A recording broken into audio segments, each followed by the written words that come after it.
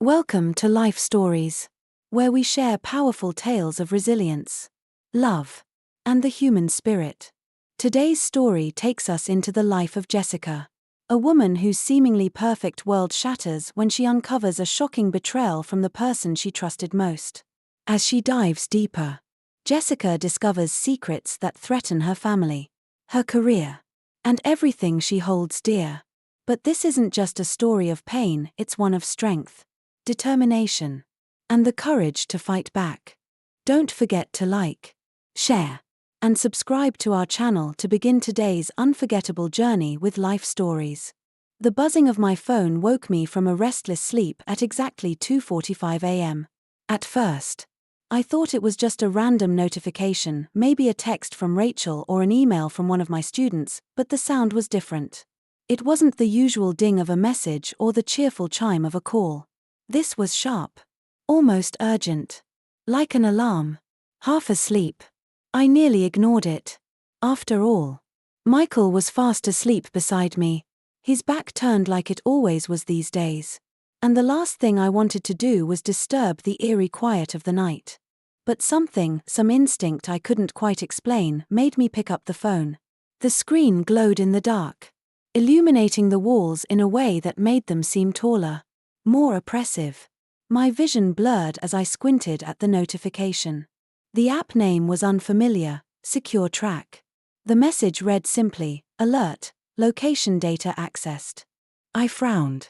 Location data? I didn't even recognize the app's name. It wasn't something I had installed. My name is Jessica. And that moment, staring at the screen with my heart thudding in the silence, was the start of the end of what I had thought was my normal life. I sat up, moving slowly so as not to wake Michael. He shifted slightly, muttering something unintelligible, but then settled back into his deep sleep. I watched him for a moment, the steady rise and fall of his shoulders. His face turned away from me. Lately, it felt like he was always turned away, physically, emotionally, in every way that mattered. I swallowed the lump in my throat and focused on the phone instead. The blue light from the screen cast shadows across the room as I swiped to unlock it. My fingers felt clumsy, trembling slightly as I navigated through the settings, trying to find out where this app had come from. It wasn't on my home screen, not even buried in one of the folders I rarely opened. Eventually, deep in the app settings, I found it. Secure Track, running silently in the background. How long had it been there? What the hell? I whispered, the words barely audible even to myself. My pulse quickened as I opened the app. A map appeared, and my stomach dropped. It showed everywhere I had been that week. My daily drive to the school where I teach, the cozy cafe where I met Rachel for Sunday coffee, even the jewelry store I had stopped by to pick up Michael's anniversary gift, a gift that now seemed almost laughable in the face of this betrayal. The room suddenly felt too small, too hot, like the walls were closing in around me, careful not to make a sound. I slipped out of bed. My bare feet were soundless against the wooden floor as I made my way down the hallway to the kitchen. On the way, I passed Emily's room. My 15-year-old daughter was fast asleep, her dark hair spread across the pillow like a halo. I paused for a moment, watching her peaceful expression. She was so unaware, so untouched by the chaos that had begun to unravel in my world. I wanted to keep it that way. Under the harsh fluorescent light of the kitchen, I explored the app further. What I found made my hands shake so badly that I had to set the phone down on the counter. It wasn't just tracking my location. It had my texts, my call history, even my internet searches. Every new discovery felt like a fresh wound, each one cutting deeper than the last. Who could have done this? Why? As I reached for a glass of water to calm my nerves, the refrigerator's low hum filled the silence. That sound had always been so familiar, so comforting. But now it felt sinister, like the house itself was complicit in whatever was happening. Suddenly, the phone buzzed again. Another notification. Secure Track, audio recording in progress. My heart stopped. Audio recording. Panic surged as I scrambled through the app, finding a folder labeled recordings. The newest file was from 3 days ago. I hesitated for a moment, then tapped it. My own voice filled the room. Soft and distant. "I don't know, Rachel," I heard myself say during our coffee chat. "Michael's been acting different lately. Working late. Always on his phone." My blood turned to ice. Someone had been listening to my private conversations. Someone had been tracking everywhere I went. Everything I said. For an app like this to be installed, someone would have needed physical access to my phone. The sound of footsteps upstairs made me freeze. My body tensed as I held my breath, listening. The footsteps moved down the hall toward the bedrooms. And for a moment, I was sure whoever had done this was coming for me. But then I realized it was just Michael. Probably getting up to use the bathroom like he always did. And yet, for the first time in 16 years of marriage, the sound of his footsteps sent a chill down my spine. I turned off the app and deleted the notifications. My instincts kicking in. Don't react. Don't give yourself away. Gather proof. Make a plan. As I crept back into bed, I lay wide awake, staring at the ceiling. Michael's steady breathing filled the silence. But it brought no comfort. My thoughts raced, looping back to the same questions over and over again. The man I had trusted with everything, the father of my child, my partner in life, was hiding something. But what? And why? One thing was clear: I couldn't confront him. Not yet. Not until I knew what I was dealing with. Tomorrow, I would start digging. Tomorrow, I would begin to unravel the truth. But as I finally began to drift off, the phone buzzed again. Half asleep, I almost ignored it. Then I saw it. A text from an unknown number. "Be careful what you look for, Jessica. Some truths are better left buried." Morning came far too soon, and the weight of everything I'd uncovered the night before pressed heavily on my chest as I went about the usual routine. I forced myself to act normal, moving through the familiar motions of brewing coffee, packing Emily's lunch, and setting out the breakfast dishes. The smell of toast and coffee filled the air, but nothing felt normal. My hands trembled as I spread jam on a slice of bread, the knife clinking against the plate more loudly than I intended. Michael came downstairs wearing his sharp blue suit, the one he always reserved for big client meetings. He barely glanced at me as he filled his travel mug with coffee. I watched him carefully, looking for cracks in his facade. Did he know I'd seen the app? Could he tell I wasn't the same woman who had gone to bed the night before? "Big meeting today?" I asked, keeping my voice casual, though I felt like screaming. "Yeah," he replied, his tone clipped, his focus on the coffee. "Probably won't be home for dinner. The Morrison account needs extra attention." The Morrison account again. He'd used that excuse at least 4 times in the past 3 weeks. My chest tightened as I fought the urge to call him out right then and there. Instead, I bit my tongue, nodding as I turned back to Emily's lunch. "Mom, have you seen my USB drive?" Emily's voice broke through my thoughts. She wandered into the kitchen, her dark hair still damp from her shower, a backpack slung lazily over one shoulder, the blue one with all my coding projects on it. "Check the living room," I said, grateful for the distraction. "You were working there last night." Emily paused, her sharp eyes flicking between Michael and me. She was always perceptive, too smart for her own good sometimes. Her gaze lingered on the space between us, on the way we avoided touching or even looking at each other. "Dad," she said suddenly, her tone light but with an edge of suspicion. "You promised to help me with my computer science project this weekend. Remember? The one about digital privacy and security." I froze, the irony of her words cutting through the tension in the room. Michael's shoulder stiffened slightly. He didn't look at her as he responded. "Sorry, sweetheart. Something came up at work. Maybe next weekend." Emily's face fell, but there was something else in her expression, an understanding that went beyond her years. Right, she muttered, her voice soft. Work again.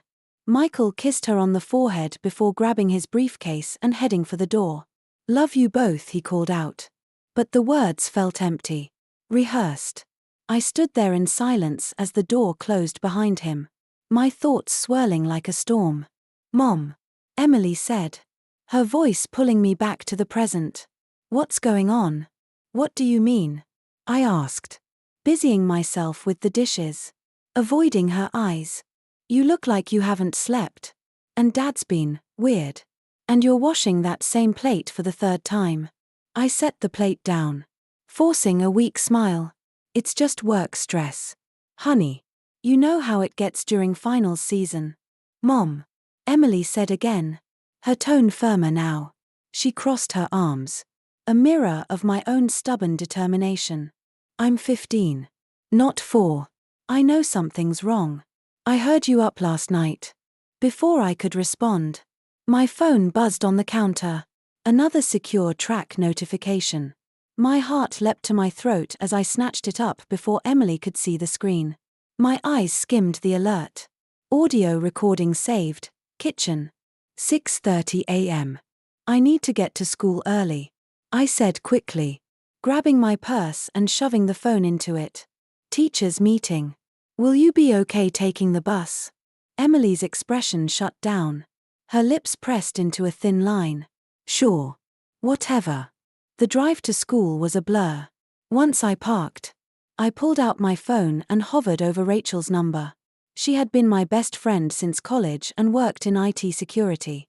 If anyone could help me figure this out, it was her. But before I could press call, another text appeared on my screen. Careful who you trust. Jessica. Rachel might not be the friend you think she is. My blood ran cold. How could they know I was about to call Rachel? Unless. I glanced around the parking lot, suddenly feeling exposed. The spyware must have access to my phone's camera. A knock on my window startled me, and I jumped.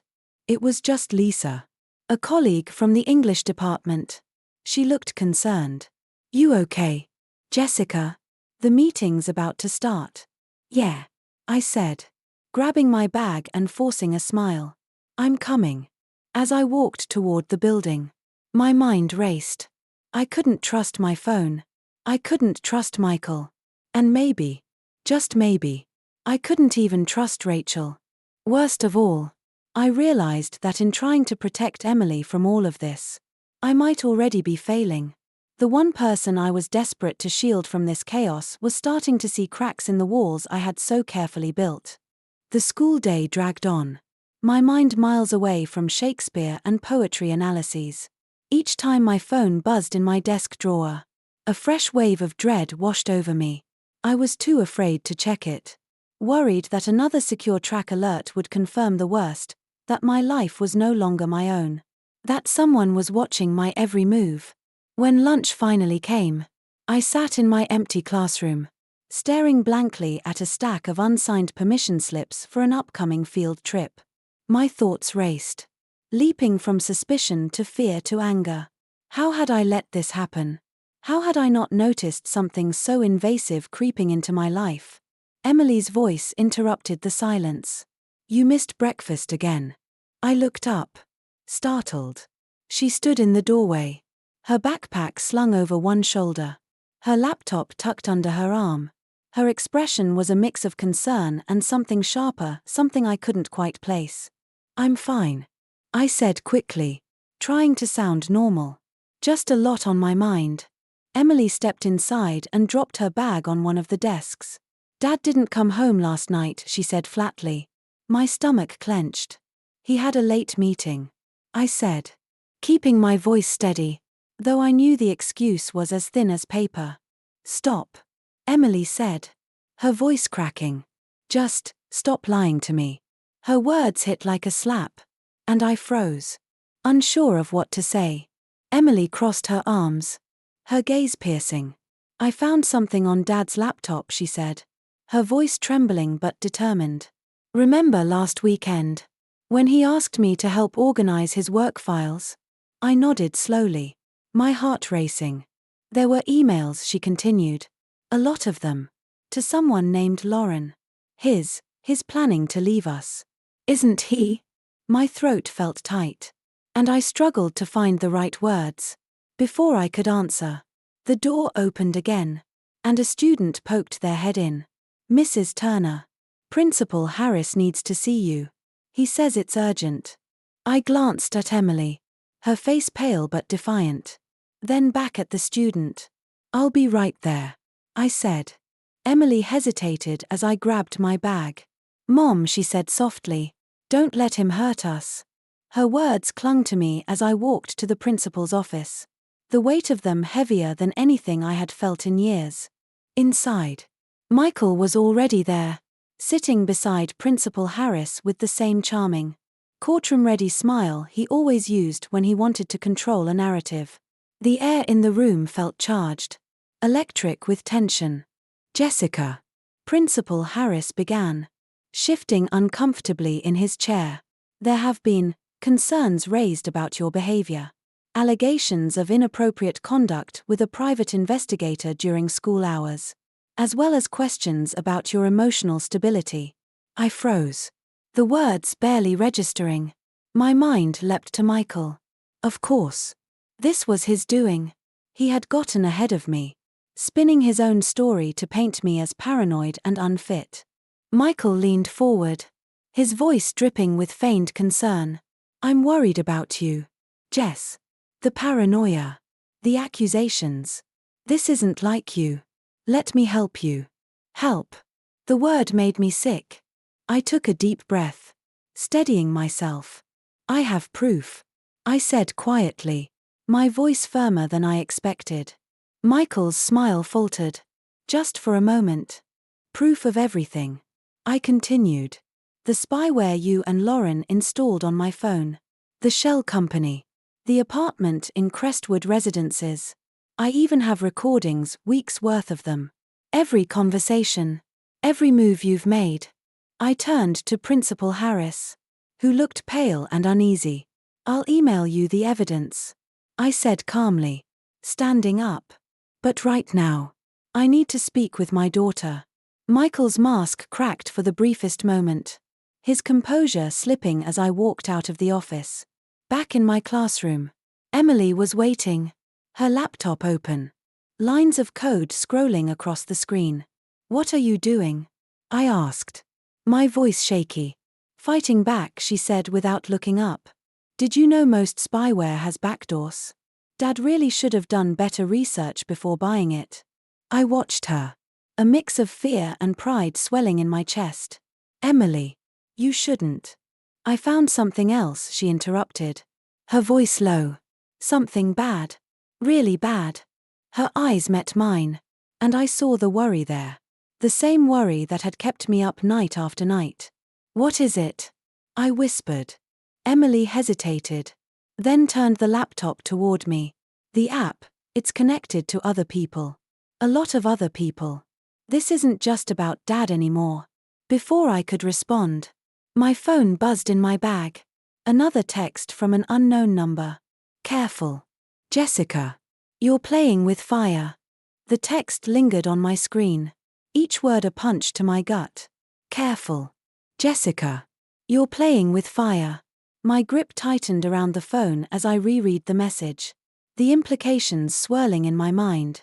Whoever was behind this wasn't just watching, they were taunting me. Threatening me. Emily's voice cut through the silence. Mom. There's more. I turned to her, my chest tightening. She gestured to her laptop, her face pale but determined. The app isn't just connected to other people. It's tied to Dad's law firm. And it's not just tracking people, it's fabricating evidence. Fabricating? I repeated, my voice barely above a whisper. Emily nodded, her fingers flying across the keyboard. Look. She pulled up files buried deep within the app's code. Fake text messages, edited photos, manipulated audio files. They're building cases against people, divorce clients. Mostly. Using this to ruin them in court. Mom, her voice wavered, her eyes brimming with emotion. They were building a case against you. 2. My stomach turned. I leaned against the desk to steady myself. My mind racing. Michael had planted spyware on my phone. Not just to watch me, but to control me. To destroy me if I ever became a threat. Why would he do this? I muttered. More to myself than to Emily. To protect himself, she said quietly. Her words heavy with understanding. And to protect the firm. The weight of it all pressed down on me. But I couldn't let myself break. Not now. I had to think clearly, for Emily's sake. If not my own. We need to expose this, I said. Straightening up. Emily nodded. Her expression fierce. I can hack into the network and pull more data. If we get enough evidence. We can take this to the authorities. Absolutely not, I said. My voice firm. It's too dangerous. Whoever is running this won't think twice about targeting you. They already are, she shot back. Her voice rising. They're threatening us. Mom, you think they'll stop if we do nothing? Before I could respond, my phone buzzed again. This time, it was a photo. Michael. Walking into an unfamiliar building. Followed by a message, tick-tock. Jessica. Your husband's about to make a deal. The message sent a chill through me. I didn't recognize the building. But something about the photo felt final. Like a line was about to be crossed.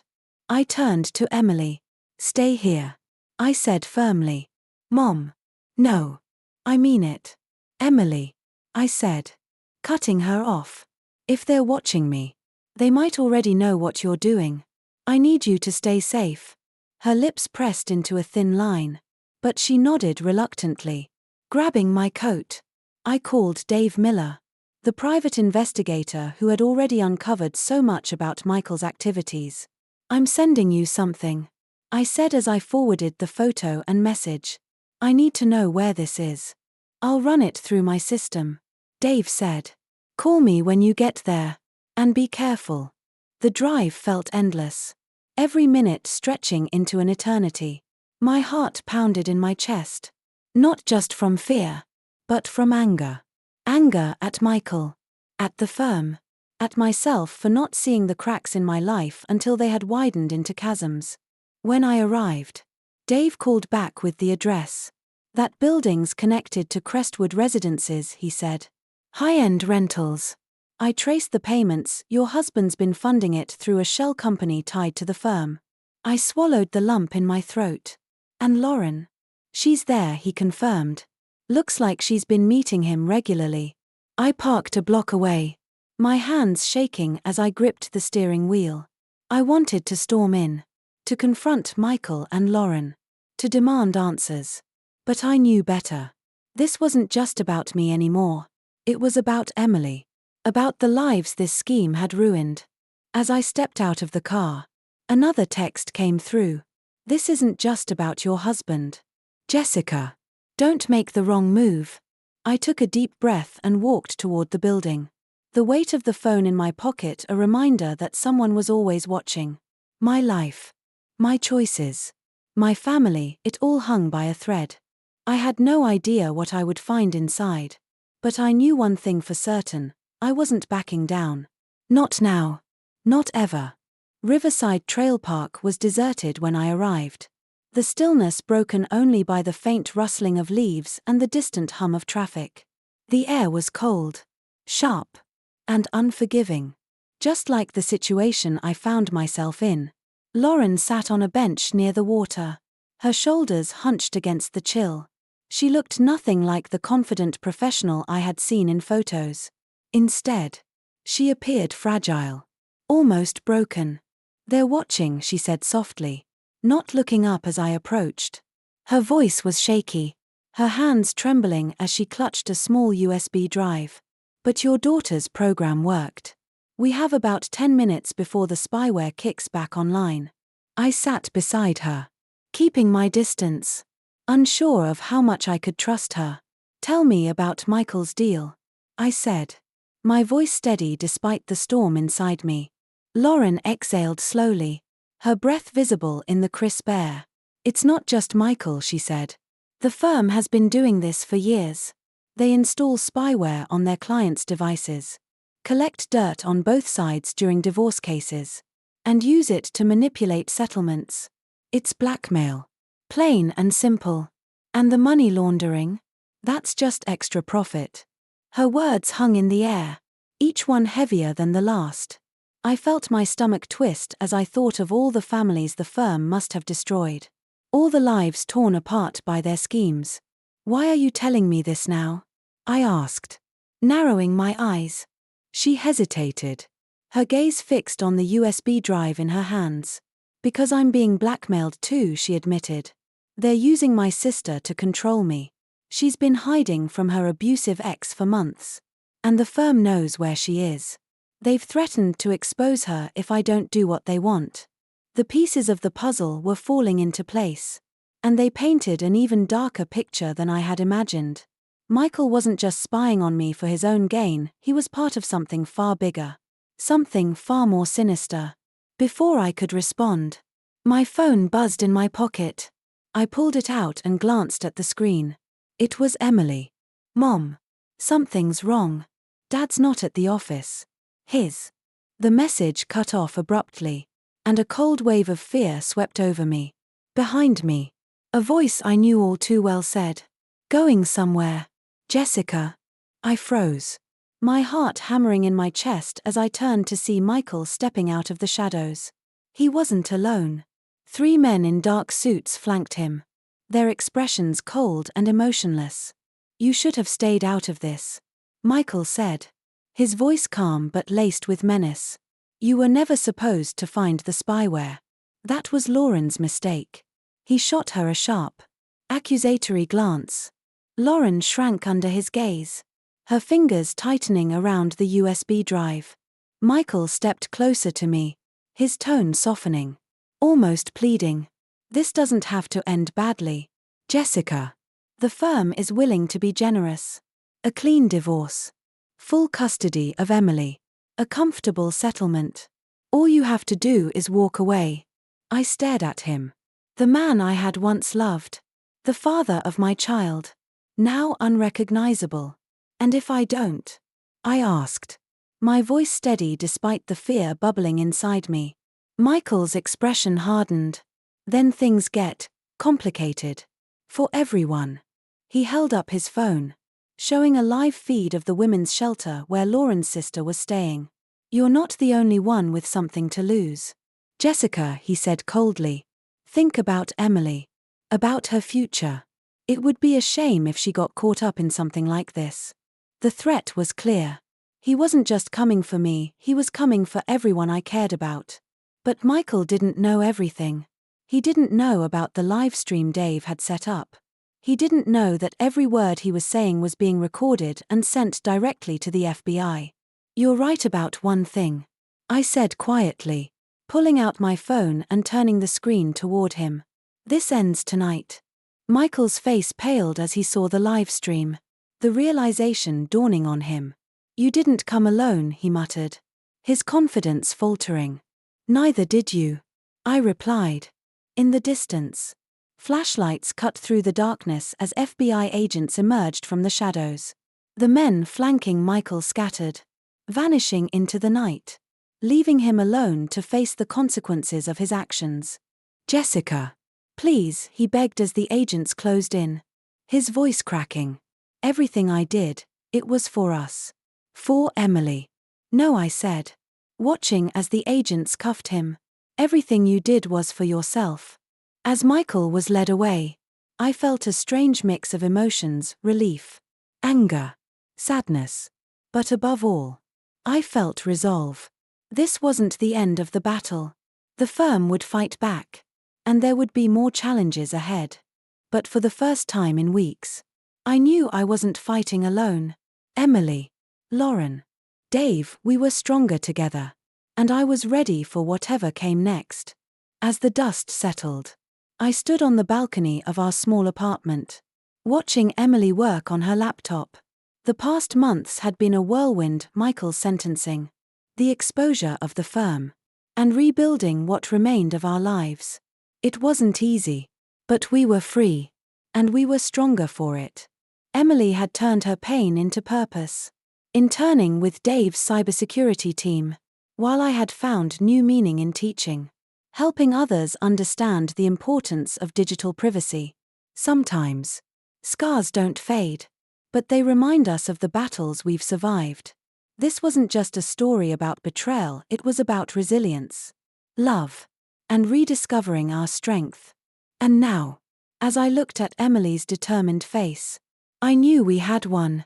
Thank you for watching Life Stories. Don't forget to like, share, and subscribe for more inspiring stories of strength and survival.